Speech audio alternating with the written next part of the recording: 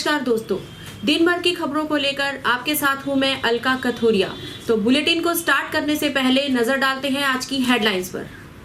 Corona की तीसरी लहर की आशंकाओं को देखते हुए प्रदेश भर के चिकित्सकों को दी जा रही है training. Property dealers and advisors association के प्रधान एडवोकेट रमेश खुराना ने की पत्रकार वार्ता। यूएलबी के अपडेशन में आने वाली कठिनाइयों के बारे में बताया विस्तार से। एमडीयू के खुलते ही जेडी ऑडिट के खिलाफ कड़े तेवर में दिखे एमडीयू के कर्मचारी। कोरोना की तीसरी लहर की संभावना को देखते हुए रोहतक में तैयारियां शुरू। रोहतक जिले की पीएचसी व सीएचसी की स्टाफ नर्सेज के लिए प्रशिक्षण शिविर प्रारंभ। पंजाब के किसानों की तर्ज पर जींद के किसानों ने भी तैयार की ट्रॉलियां, गर्मी के लिए बनाए मूविंग होम। कोरोना की दूसरी लहर से लिया बड़ा सबक, अब ऑक्सीजन की नहीं होगी कमी। भारत सरकार के रक्षा मंत्रालय और national highway authority of India ने मिलकर जींद सामान्य अस्पताल में ऑक्सीजन प्लांट लगाने का काम किया शुरू। कोरोना की तीसरी लहर की आशंकाओं के चलते प्रदेश भर के चिकित्सकों को ट्रेनिंग दी जा रही है, जिसका निरीक्षण करने के लिए पीजीआई के कुलपति डॉक्टर ओपी कालरा पहुंचे। निरीक्षण के बाद उन्होंने बताया कि चाहे कोई भी लहर हो, ऐसा नहीं है कि उसमें कोई एक आयु सीमा के लोग ही इफेक्ट होंगे। उन्होंने कहा कि तीसरी लहर में बच्चों पर असर ज्यादा होने की संभावना व्यक्त की जा रही है, लेकिन ऐसा नहीं है कि इसमें बड़े इफेक्ट नहीं हो सकते।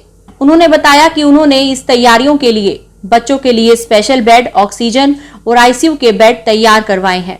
हमेशा सावधान रहने की तो ज़रूरत है और रहेगी, चाहे कुछ भी हो। हालांकि कल की जो आंकड़े देखें तो करीब 84 लाख लोगों को पूरे भारतवर्ष में वैक्सीन लगा है, लेकिन फिर भी ओवरऑल जब हम वैक्सीन की जो परसेंटेज देखते हैं तो अभी भी हम बहुत पीछे हैं।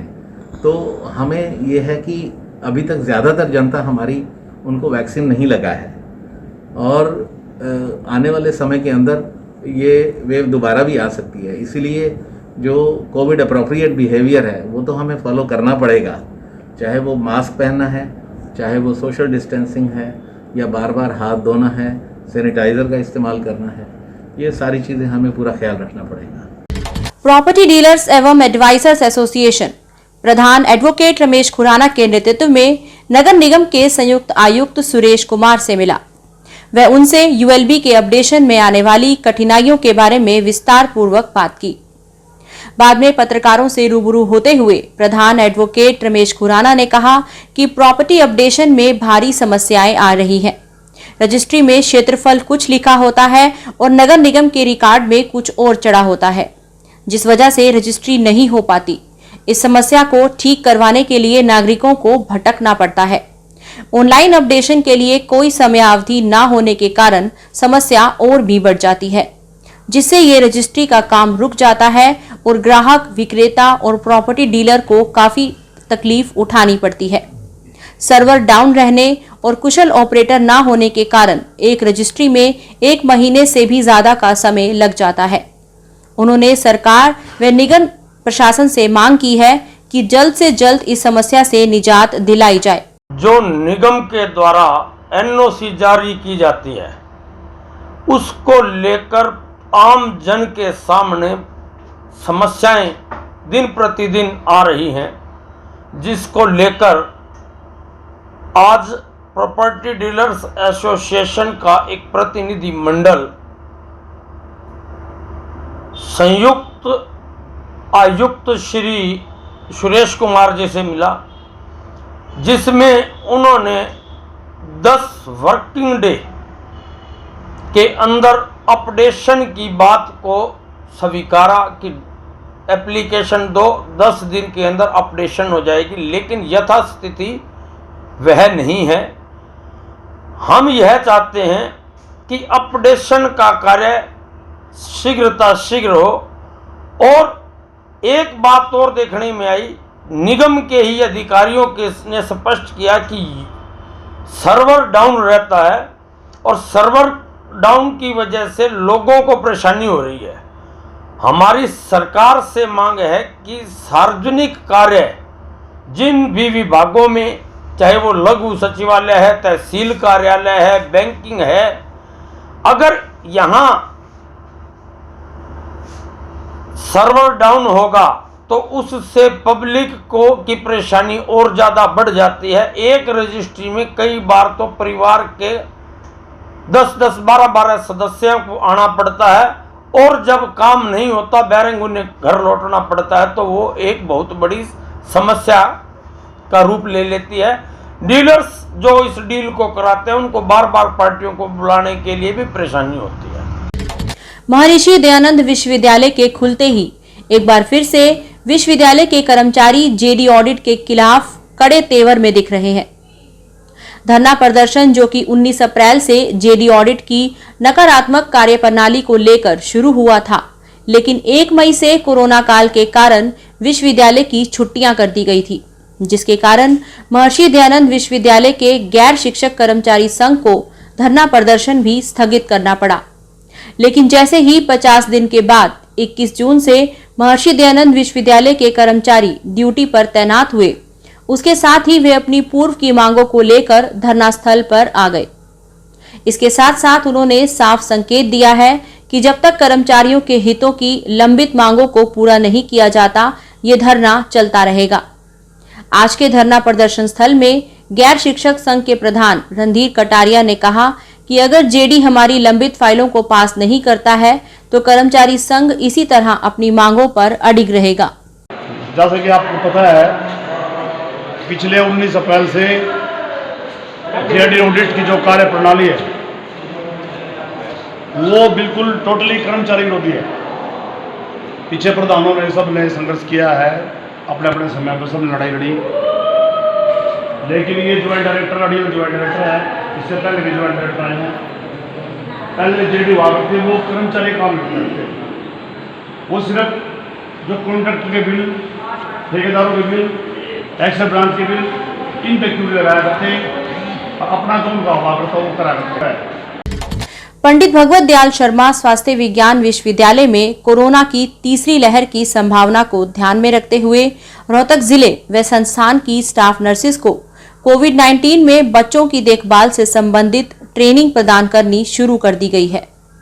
पीजीआई के डॉक्टर्स ने बताया कि इस ट्रेनिंग प्रोग्राम में बताया जा रहा है कि यदि कोरोना की तीसरी लहर आती है तो किस तरीके से उससे निपटा जाए।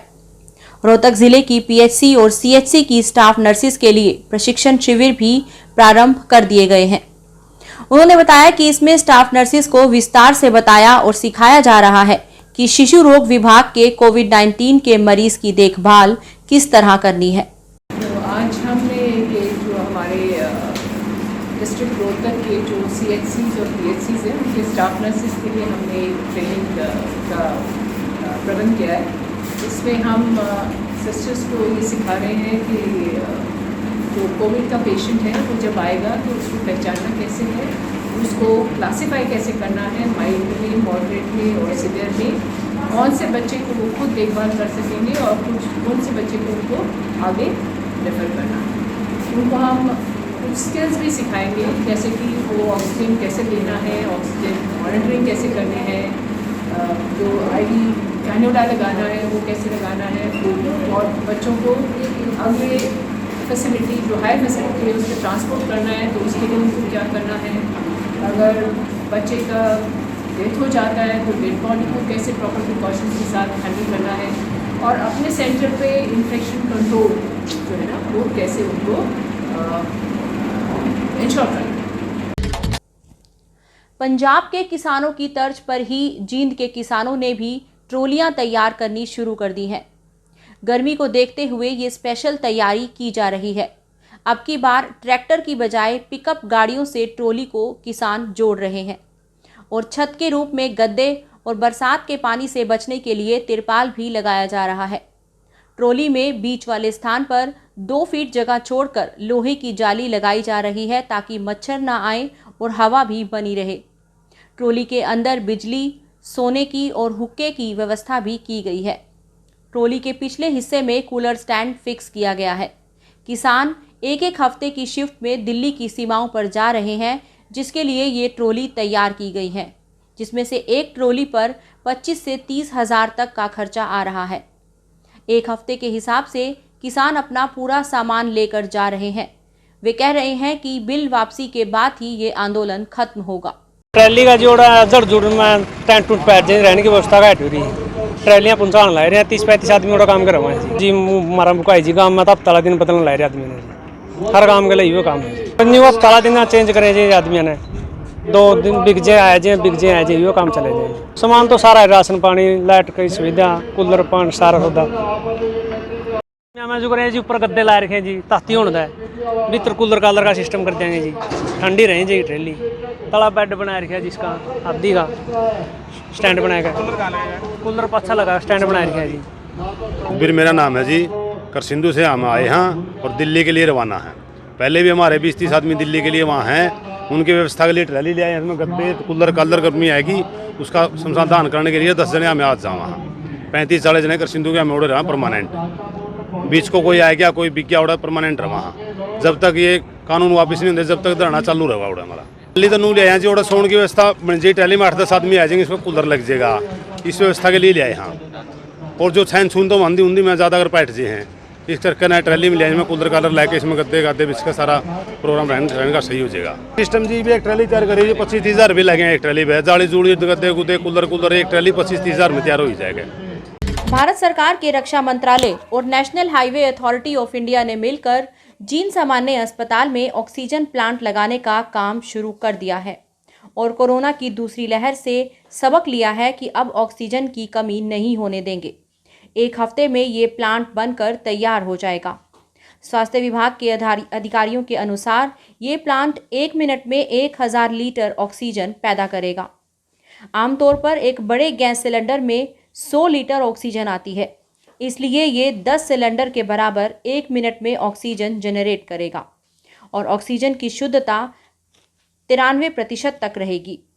डॉक्टर्स का कहना है कि सितंबर-अक्टूबर में तीसरी लहर आने की संभावना है, इसलिए व्यापक स्तर पर तैयारियां की जा रही हैं। वेंटिलेटर, मेडिकल उपकरण और अन्य सामान जुटाने पर स्वास्थ्य विभाग लगा हुआ है।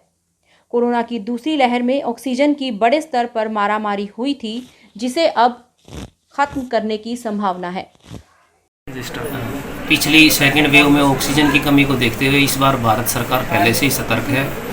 हमारे रक्षा मंत्रालय के DRDO डिपार्टमेंट ने NHI नेशनल हाईवे अथॉरिटी के साथ मिलकर एक ऑक्सीजन प्लांट PSA बोलते हैं जिसको, उसका निर्माण कार्य शुरू कर दिया है पुरानी बिल्डिंग और नई बिल्डिंग के बीच में।